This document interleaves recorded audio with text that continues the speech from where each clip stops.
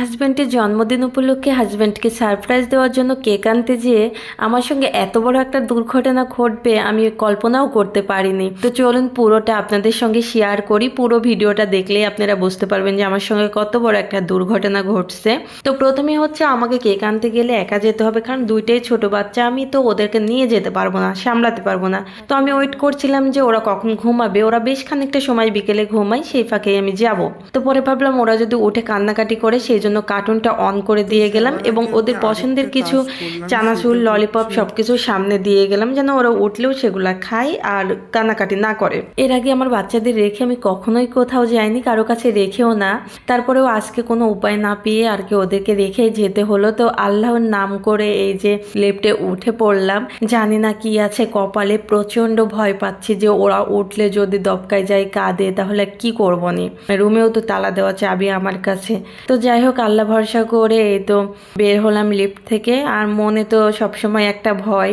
তারপরে হচ্ছে এখন রিক্সা পাবো কোথায়, সেই জন্য হাঁটা শুরু করলাম, কারণ আমি একদম টাইম লস করতে চাচ্ছি না। এই যে সামনের রাস্তা দিয়ে গেলে আমি একটু আগায় যাব, আর এই পেছনের রাস্তা যেটা দেখতে পাচ্ছেন এইটা দিয়ে গেলে একটু পিছিয়ে যাব, যেই কারণে আমি সামনের রাস্তা দিয়ে হাঁটা শুরু করলাম। একদমই ওয়েট করলাম না গাড়ির জন্য। তারপরে এই তো মাশাল্লাহ বেশ খানিকটা যাওয়ার পর একটা গাড়ি পেয়ে গেলাম এবং বললাম চাচাকে, চাচা একটু বয়স্ক ছিল, যে আমি হচ্ছে যাব এবং জাস্ট 5 মিনিটের মতো লাগবে, তারপরে চলে আসবো। চাচা বলল, রাজি হয়ে গেল, যে কারণে আর কি রিক্সাতে উঠে পড়লাম। চাচা যে কারণে আমার থেকে একটু টাকা বেশি ডিমান্ড করলো, ভাড়াটা যতটুকু ছিল তার থেকে একটু বেশি।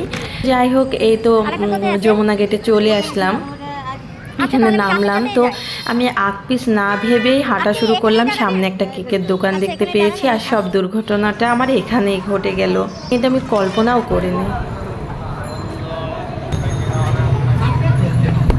তারপরে এই তো খুবই লজ্জা পেয়ে গেছিলাম। তারপরে এই তো কেকের দোকানের ভিতরে চলে আসলাম। ওরা বলল যে এখানে ভিডিও এলাও, আর ওরাও বুঝতে পারছে যে আমি একটু নার্ভাস ফিল করছিলাম, যে কারণে আর কি ধাক্কাটা লেগে গেছে। তারপরে হচ্ছে এখানে একটা জিনিস, এখানকার কেকগুলো ভালো, বাট এখানের কেকের ডিজাইনগুলো আমার পছন্দ হয়নি। বাট ওই যে বাসায় বাচ্চারা আছে একটা মানে ভয় কাজ করছে, যে কারণে আমি সামনে যেটা পেয়েছি সেটাই নিয়েছি। বাট কেকটা আমার একদম পছন্দ হয়নি। আমি জানি হয়তো আবৃত্তির আব্বু এটা পছন্দ নাও করতে পারে, বাট উপরে আমাকে বোঝানোর জন্য বলবে যে হ্যাঁ পছন্দ হয়েছে। ওরা বলছে আপু কি নাম লিখে দেব, আমার এটাও মাথায় নাই যে আমি কি লিখতে বলবো, আমি জাস্ট ওর নামটা বলে দিয়েছি।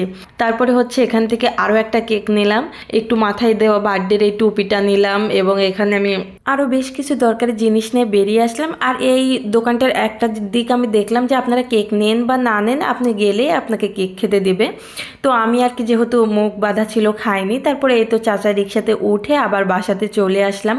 আমি যে কেক নিতে গিয়েছি, আমি কি কেক নিয়েছি বা কত টাকা দাম এগুলো আমার মাথায় একদম নাই। আমার শুধু মাথায় আসে যে আমার বাচ্চারা কী করছে। এই তো আমি গেট খুলে রিক্সা থেকে নেমে দৌড়াতে শুরু করলাম। এই তো আমাদের গাড়ি, কিন্তু গাড়ির ড্রাইভার নাই, যে কারণে আর কি আমাকে এত কষ্ট করতে হলো। আমিও টুকটাক ড্রাইভ করতে পারি, বাট পুরাটা এখনও পারিনি, যে কারণে আর কি সাহস করে আমি গাড়ি নিয়ে বের হইনি।